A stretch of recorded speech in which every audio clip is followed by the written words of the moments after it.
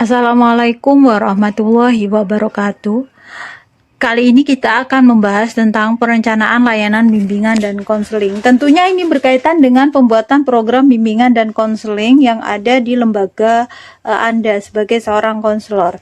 Kita akan mereview lagi apa sih itu BK. BK adalah bimbingan dan konseling adalah upaya yang perlu digarisbawahi di sini adalah sistematis, objektif, logis, dan berkelanjutan serta terprogram yang dilakukan oleh konselor atau guru bimbingan dan konseling, ini kalau ada di sekolah ya, untuk memfasilitasi perkembangan peserta didik atau konseli untuk mencapai kemandirian dalam hidupnya.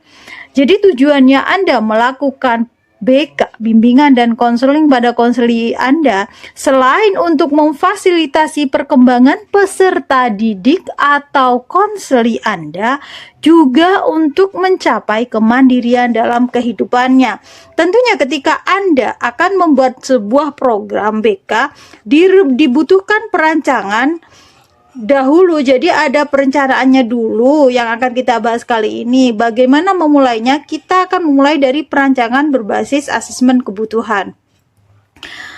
Program bimbingan dan konseling itu disusun berdasarkan kebutuhan peserta didik dan sekolah. Maksudnya adalah ketika Anda membuat program bimbingan dan konseling, ini disesuaikan dengan kebutuhan peserta didik jika Anda ada di sekolah. Tetapi ketika misalnya Anda tidak ada di sekolah atau di lembaga lain, sesuaikan dengan kebutuhan yang konseling yang ada di lembaga tersebut. Tentunya juga lembaga tempat Anda mempraktekkan ilmu Anda, menjadikan Anda di situ praktek sebagai seorang konselor. Karena ini orientasinya adalah pendidikan, maka ini disusun berdasarkan kebutuhan peserta didik atau konseli dan sekolah. Jadi dua hal tersebut antara konseli dengan sekolah itu tidak boleh diabaikan. Ketika Anda misalnya hanya berbasis kebutuhan yang ada di sekolah saja tanpa berdasarkan kebutuhan peserta didik atau konseli, itu salah, karena itu nanti tidak akan mencapai tujuan Anda yang sebenarnya. Begitu juga ketika Anda hanya berdasarkan kebutuhan konseli saja, padahal sekolah juga punya kebutuhan yang harusnya masuk di program yang Anda buat tersebut.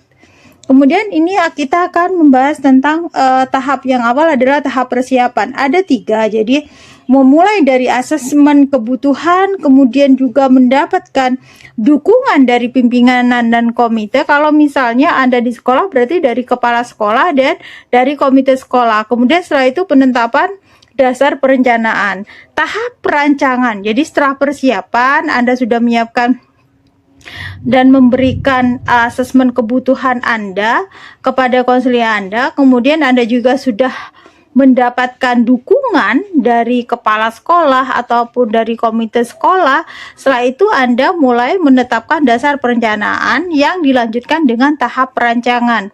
Jadi di tahap perancangan ini di situ Anda mulai menyusun program kerja tahunan bimbingan dan konseling dengan dengan indikator. Ada beberapa indikator yang harus ada dalam program kerja yang Anda buat. Yang pertama adalah rasional. Rasional di sini harus memuat, yang pertama adalah keberadaan pelayanan BK yang Anda berikan sebagai bagian integral dari implementasi kurikulum. Ini jika Anda berada di sekolah. Kemudian juga rasional, di dalam rasional itu juga harus memuat bagaimana menjawab kondisi objektif di sekolah, juga sebagai salah satu program untuk menjawab tantangan dampak perkembangan ilmu dan teknologi dan perkembangan sosial budaya yang ada. Yang terakhir dalam rasional itu juga memuat bagaimana meningkatkan pencapaian tujuan pendidikan. itu yang rasional. Jadi rasional itu sama dengan Anda ketika Anda membuat penelitian, itu ada latar belakang, ada pendahuluannya. Tetapi kalau di program ini namanya rasional. Jadi ada 4 hal itu yang Anda paparkan dalam rasional program BK yang Anda buat. Kemudian setelah itu Anda mencantumkan dasar hukum yang mendukung Anda membuat program. Misalnya dasar hukum yang dikeluarkan oleh pemerintah, kemudian dari yang dari undang-undang, dari Kemendikbud itu, permen-permen itu Anda masukkan di situ. Yang tentunya itu mendukung pelaksanaan program Anda ini, yang membuat Anda menjalankan program BK ini. Yang ketiga adalah visi dan misi. Dalam merumuskan visi dan misi, ini kan visi misi ada 2, visi misi sekolah dan visi misi BK. Apakah visi misi antara BK dan sekolah itu sama? Jadi visi misi sekolah itu kan secara umum, visi misi BK itu lebih jadi lebih khusus lagi, tapi tidak boleh keluar dari visi misi yang ada di sekolah. Jadi visi misi program pelayanan BK itu harus sejalan dengan visi misi sekolah.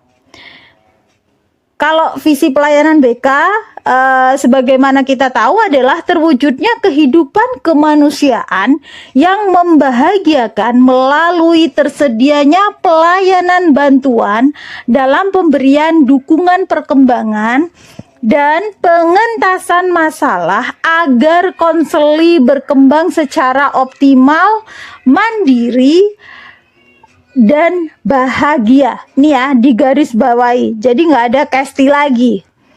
Misinya BK ini harus meliputi misi pendidikan, pengembangan, dan pengentasan. Jadi agar visi misi pelayanan BK itu sejalan dengan visi dan misi sekolah, maka Anda harus menyajikan dulu visi misi di sekolah atau di lembaga Anda berada. Kemudian setelah itu Anda merumuskan visi dan misi program pelayanan BK yang Anda berikan. Setelah itu adalah yang keempat, deskripsi kebutuhan. Jadi ketika Anda mendeskripsikan kebutuhan konseli, ini yang perlu Anda ingat bahwa kebutuhan konseli merupakan bagian penting dan menjadi dasar dalam penyusunan program BK.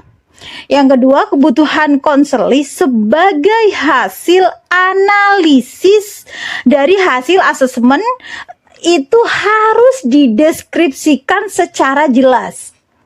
Yang ketiga, deskripsi kebutuhan konseli ini dipilah baik di bidang maupun format. Jadi ada kebutuhan klasikal, kelompok ataupun individual, itu harus dipilah. Dan yang terakhir, deskripsi kebutuhan ini perlu disusun dalam sebuah tabel yang sekaligus mendeskripsikan tema, jenis, atau strategi maupun bidang layanan BK yang relevan. Selanjutnya adalah tujuan. Jadi ketika Anda merumuskan tujuan dalam program BK, jadi tujuan program pelayanan BK yang Anda berikan itu merupakan harapan, garis bawahi ya, harapan yang akan dicapai, yang juga sebagai acuan penyelenggaraan program BK. Kemudian tujuan yang akan dicapai juga dirumuskan dalam bentuk perilaku yang diharapkan ini dikuasai oleh konseli Anda setelah memperoleh layanan. Tujuan dalam program pelayanan BK ini disusun berdasarkan deskripsi kebutuhan konseli dan merupakan tujuan umum. Ingat ya, ini berdasarkan deskripsi kebutuhan konseli. Sedangkan tujuan khusus pelayanan BK akan dirumuskan ketika menyusun rencana pelaksanaan layanan sesuai dengan perilaku yang diharapkan dikuasai oleh konseli. Kemudian setelah itu, setelah tujuan adalah komponen program. Komponen program berarti kan ada, kalau BK komprehensif sekarang kan ada ada layanan dasar, kemudian layanan perencanaan individual, layanan responsif, dan layanan dukungan sistem. Setelah itu adalah bidang layanan. Jadi Anda di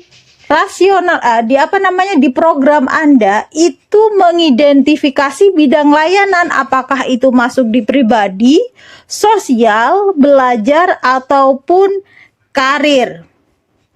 Yang nomor 8 adalah rencana operasional. Jadi ketika Anda menyusun rencana operasional, ini memuat seluruh kegiatan, di dalamnya ada strategi, ada juga bidang layanan yang akan dilaksanakan. Karena ini berkaitan dengan program kerja tahunan Anda. Apa yang akan Anda lakukan dalam setahun itu. Kemudian di rencana operasional juga memuat sasaran kegiatan. Sasarannya siapa? Kelas berapa? Juga ada waktu pelaksanaan kegiatan. Jadi di situ ada tahun, ada semester. Itu kalau di sekolah ada tahun, semester, bulan, minggu, hari, dan jam.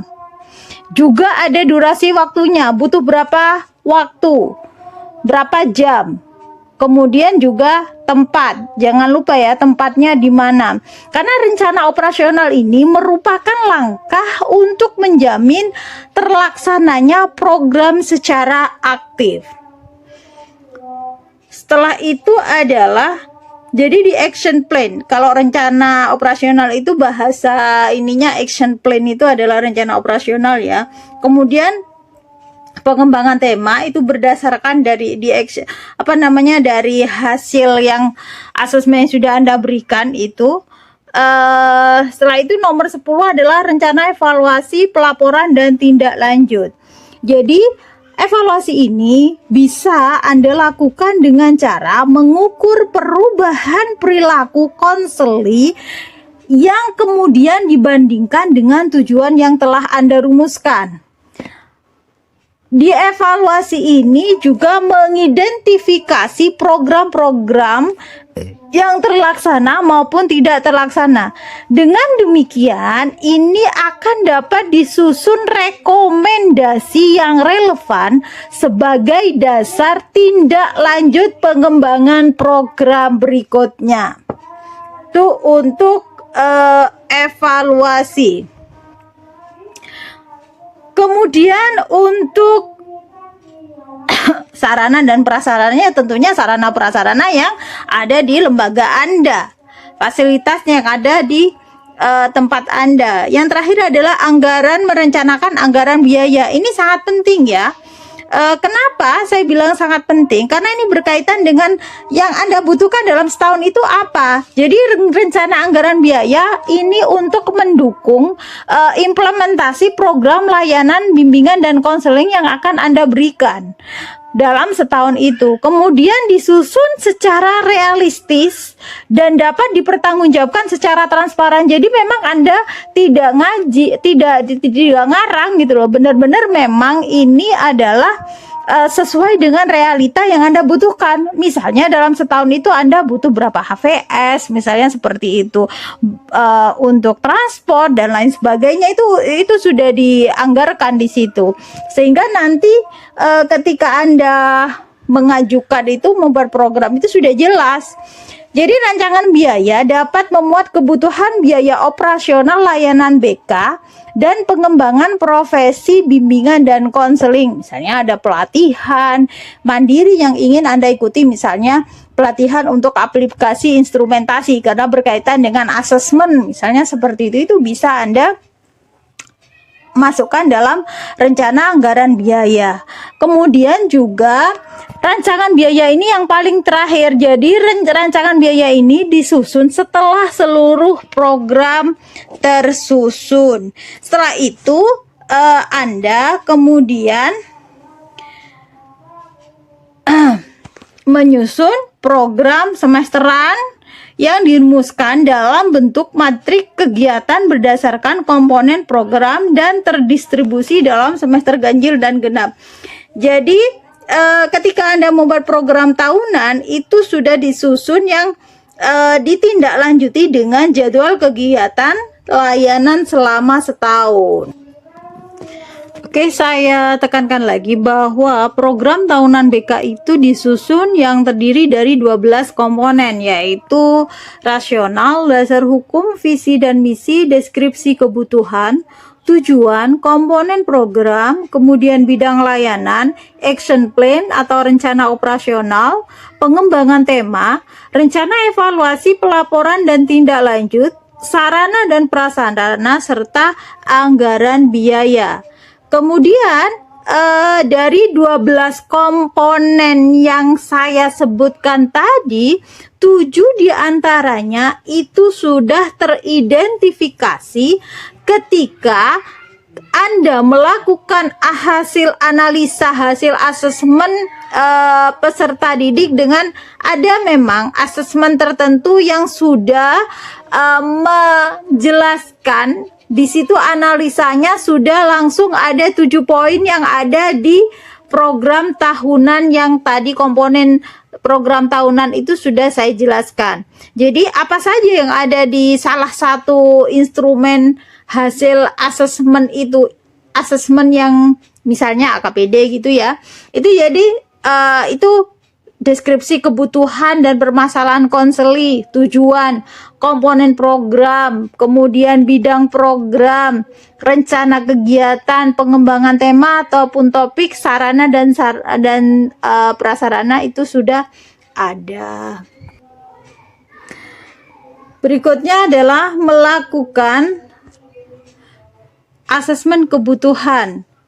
Jadi tujuannya untuk menemukan kondisi nyata peserta didik atau konseli yang akan dijadikan dasar dalam merencanakan program bimbingan dan konseling. Yang kedua, hasil asesmen merupakan narasi kebutuhan konseli sebagai dasar empirik dalam merencanakan program.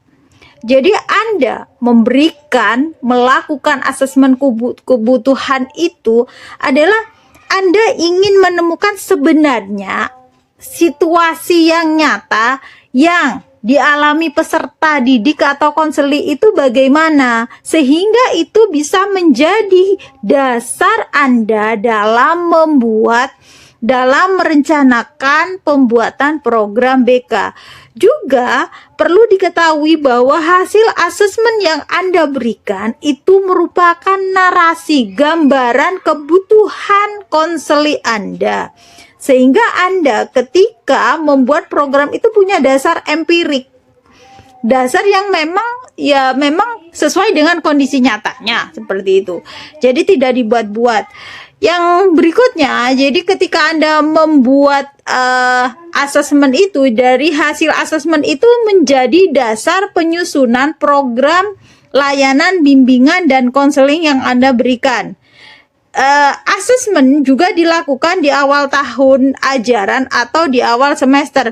Anda bisa memberikan asesmen ini pada saat awal-awal, apalagi sekarang itu ya. Kalau kita kembali ke sekolah, sekarang itu kan ada namanya IKM, implementasi kurikulum merdeka. Di dalamnya itu juga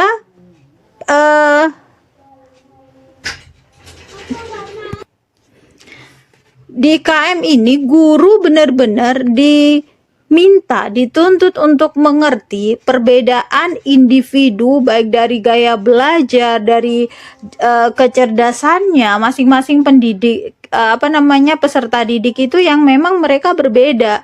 Dan ini ketika Anda misalnya memberikan asesmen awal-awal di tahun ajaran, maka Anda bisa memberikan hasilnya Anda selain untuk dasar program Anda membuat rencana program kerja, Anda juga bisa memberikan kepada wali kelas atau kepada guru-guru yang terkait dengan hasil asesmen ini. Langkah-langkah asesmen kebutuhan. Jadi langkah-langkahnya apa saja? Yang pertama adalah identifikasi data yang dibutuhkan untuk menyusun program layanan. Kemudian yang kedua, memilih instrumen pengukuran data sesuai dengan kebutuhan. Setelah itu, mengumpulkan, mengolah, menganalisis, dan menginterpretasi data hasil asesmen kebutuhan. Jadi, Anda kira-kira sebelum memberikan asesmen itu, Anda lihat dulu, diobservasi lagi konseli Anda di sekolah itu, kira-kira mereka itu kan Anda mengidentifikasi dulu apa sih yang mereka butuhkan, itu diobservasi lagi, atau Anda melakukan wawancara secara istilahnya secara tidak semuanya, secara sampling lah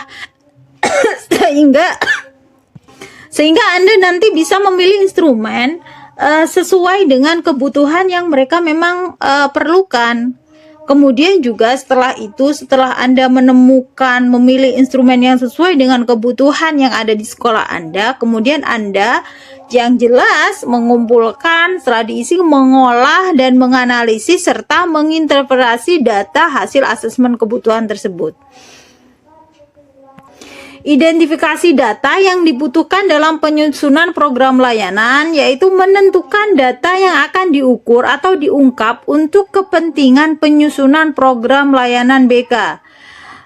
Yang kedua adalah data yang perlu diungkap, antara lain adalah data tentang tugas-tugas perkembangan, permasalahan, dan prestasi peserta didik atau konseli. Jadi bagaimana untuk memilih instrumen pengumpulan data? Jadi untuk memilih instrumen pengumpulan data itu, Anda asesmen dengan, misalnya yang asesmen dengan pendekatan masalah, Anda bisa menggunakan AUM atau alat ungkap masalah umum. Ada juga di situ alat ungkap masalah belajar, AUM BTSDL. Ada juga daftar cek masalah. Itu adalah asesmen dengan pendekatan masalah.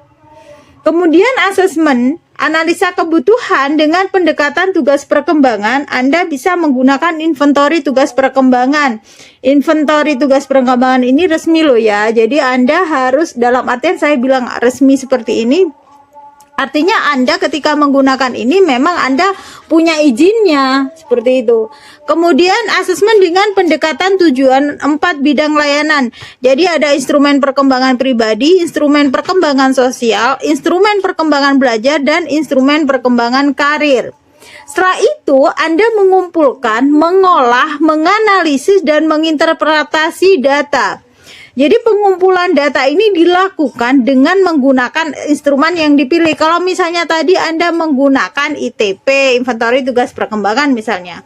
Lah Anda setelah melakukan itu, Anda jelas anak-anak disuruh mengisi, konseli Anda disuruh mengisi, kemudian dikumpulkan, diolah, dianalisis, dan hasilnya diinterpretasi, disesuaikan, dilakukan, boleh sesuai secara dengan manual, boleh juga kalau sekarang itu kan memang lebih banyak yang sudah ada aplikasinya sehingga lebih memudahkan, waktu juga yang diperlukan juga tidak terlalu banyak memakan waktu sehingga bisa lebih efektif dan efisien.